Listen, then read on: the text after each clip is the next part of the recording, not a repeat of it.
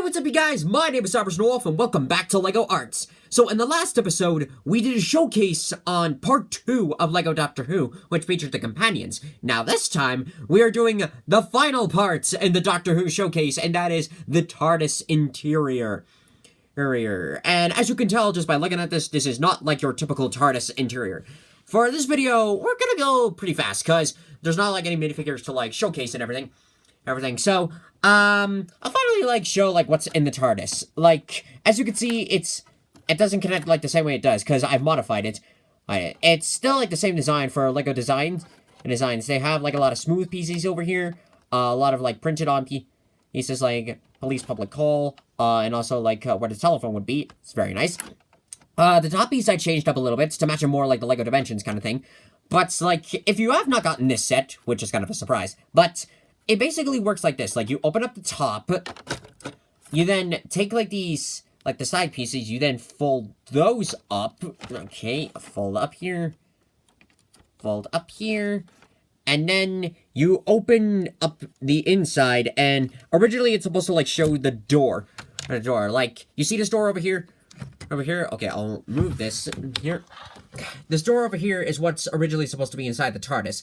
Because originally the whole set is, you open this thing up, and then, like, you connect it to, like, the TARDIS to sort of, like, really show bigger on the inside. But I kind of wanted to, like, show it as, like, a regular police box.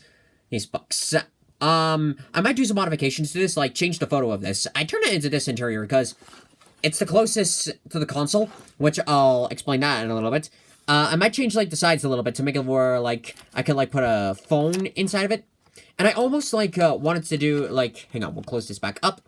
I almost wanted to do it for where, like, I could open up the back side of it. And, like, the back door over here, I almost, like, wanted to open it up.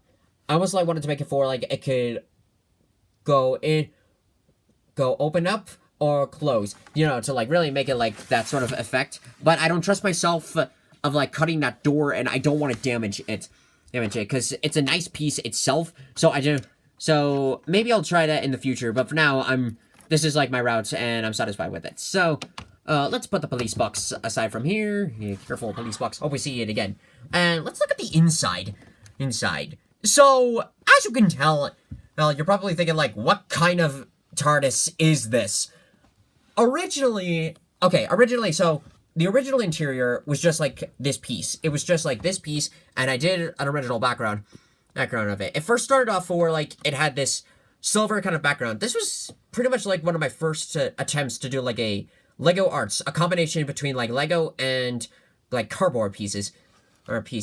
And, like, originally, my original route, and it still is to this day, is, like, it's supposed to be a combination between the TARDISes. So, like, of course, we got, like, 10 and 9's wall design, a little bit of Wars / the classic Doctors.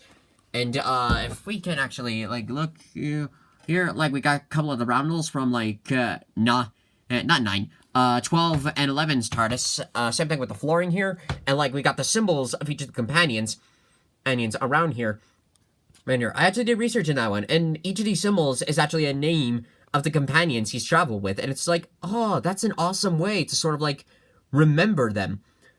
And as you can see here, like, got, like, some dust on here. It has been a while since I touched this thing. This has just been sitting on my shelf, collecting dust, waiting for the right moments to finally do a showcase. Yeah. Of course, like, here we got, like, the Gallifreyan symbols. Almost here, the symbol for Gallifrey. I don't know if this is, like, the Doctor's name in Gallifreyan, or maybe it's for Gallifrey. I don't know that one, but I thought it looked important for Doctor Who, so I put that on. The TARDIS interior, like, the console, like, over here, like, where the magic happens, it's pretty much the same. It's the same with some slight modifications. Over here is originally supposed to be, like, a rail for, like, it would connect to the TARDIS, to sort of, like, that special railing. I changed that to put it in for a ladder, to sort of, like, replicates of, like, how you would enter in, like, I think either 11's first TARDIS? Yeah, I was probably going with that.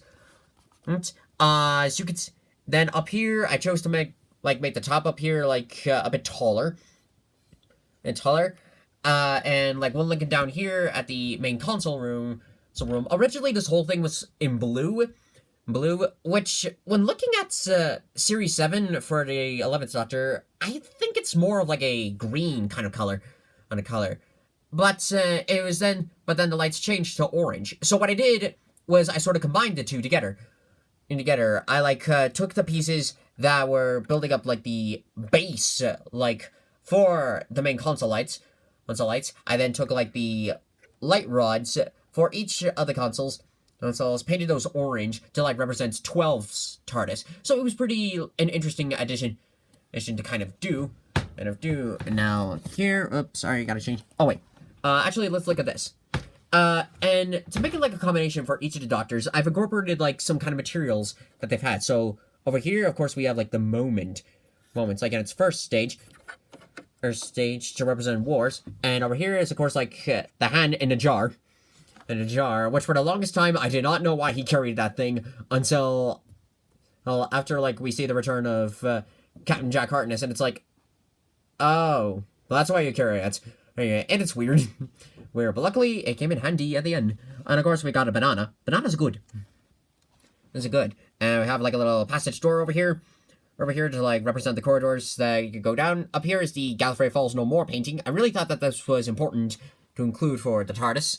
And the rest of it is pretty much a railing. I originally wanted to do like kind of like bookcases to like where the Doctor could go up here and read. But I didn't account for like how skinny it would all be and like how big it would go. So that sort of backfired. But we have a couch over here for like comfortable stuff.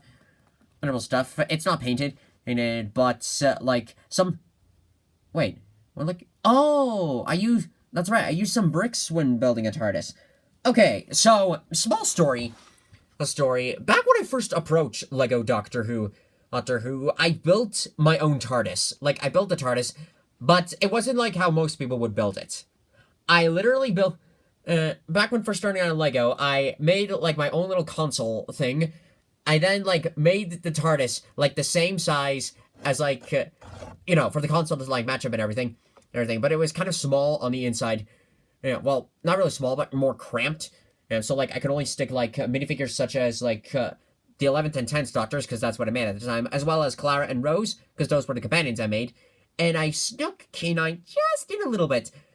I can't show that because I destroyed that afterwards. But it's like back during the early days of building, that's like what I did for my TARDIS. Okay, can we look at some of the other interior design? Got some more printing. A lot of dust here. Hey, yeah, you can clearly tell like how long this thing has been up here. Okay, so like we got some of the more. Sorry. I gotta position this for you're not blinded by the light. We got like some more tablets or like some of the more monitors for like the Doctors can do some scanning. One of the levers for like making the TARDIS go away and stuff. And oh yeah, over here. Hang on, I'll set down the camera. Okay, Harold, easy with the camera. Harold, I trust you more with the cameras than Justin. Thank you. Now, with the bodies, as you can see over here, like, let me pull this. This was my original, like, okay, can we refocus? Thank you.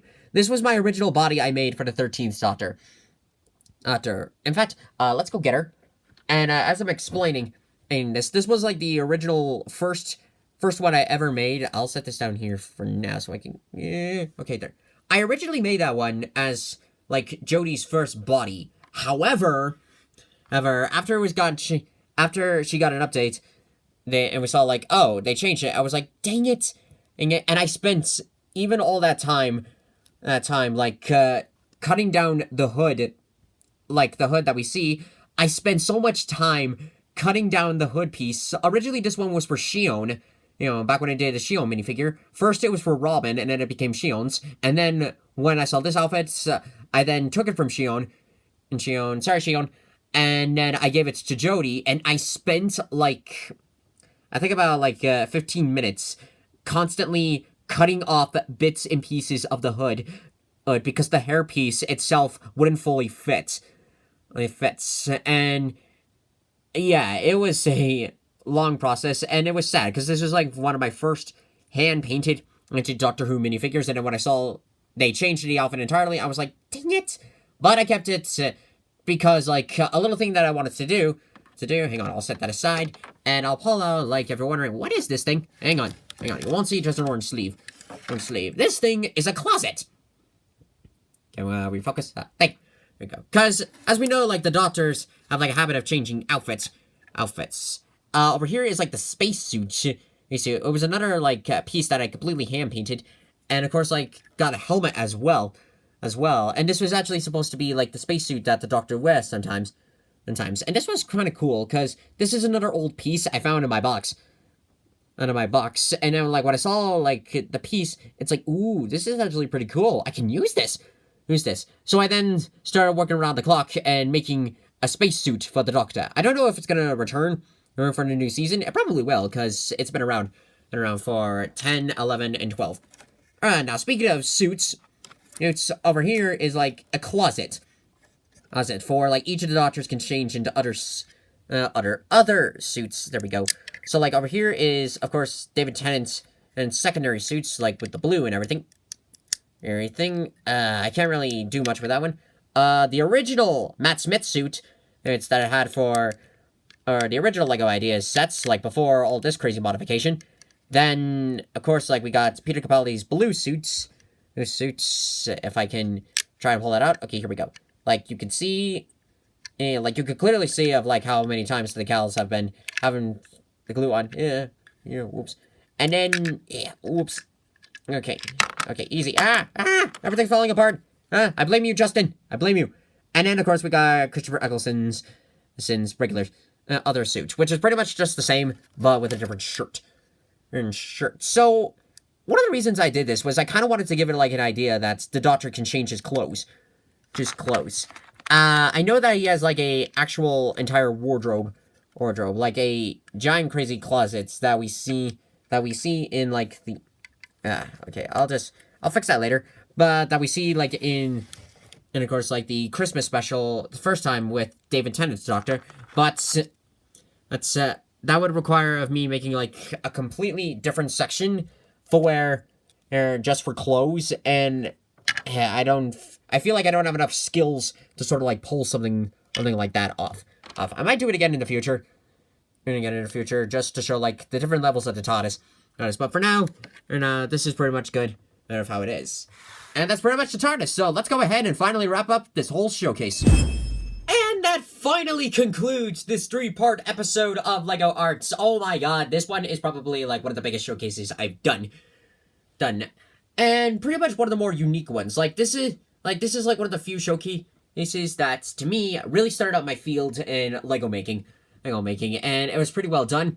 And there's no doubt gonna be, like, a lot more projects in the future. Like, just with, like, Bendy, and I've decided, like, I'll do one more Bendy wave. Probably may or may not in time for when Chapter 5 is released, but I'll do the Nightmare Run bosses as minifigure format, so we'll see that. I've begun, like, painting on the base colors for LEGO Kingdom Hearts Wave 5, and I have an idea for another project, but that one won't come in for a while now. I'll probably do another showcase of, like, another previous project I've built, and maybe I'll come back and do some more Doctor Who minifigures. Again, I'll probably do some more villains, such as, like, Missy, Ice Warriors. That'd be a pretty cool one. And a few other monsters. Maybe I'll do some more companions. Like, Bill. Bill, was 12's last companion. And maybe some male ones. Male ones too, like Rory, Captain Jack. None of this is official. And I don't even know, if I'll go back and do some more, like, a classic Doctor Who showcase. Maybe I will. Well, one of these days. For now, though, this is pretty much it for Doctor Who. And just in time for the release of the new series out. I'm probably not going to be able to watch it, but I have a feeling it's going to be amazing. And with this one, we'll definitely enjoy an adventure throughout time and space. So for now, thank you guys so much for watching this video. If you liked it, hit that like button, comment below what you think, share this to your friends, subscribe to me on YouTube, follow me on Twitch. And here's a howl for the road. Thank you guys, and I'll see you next time when the Ice Moon rises!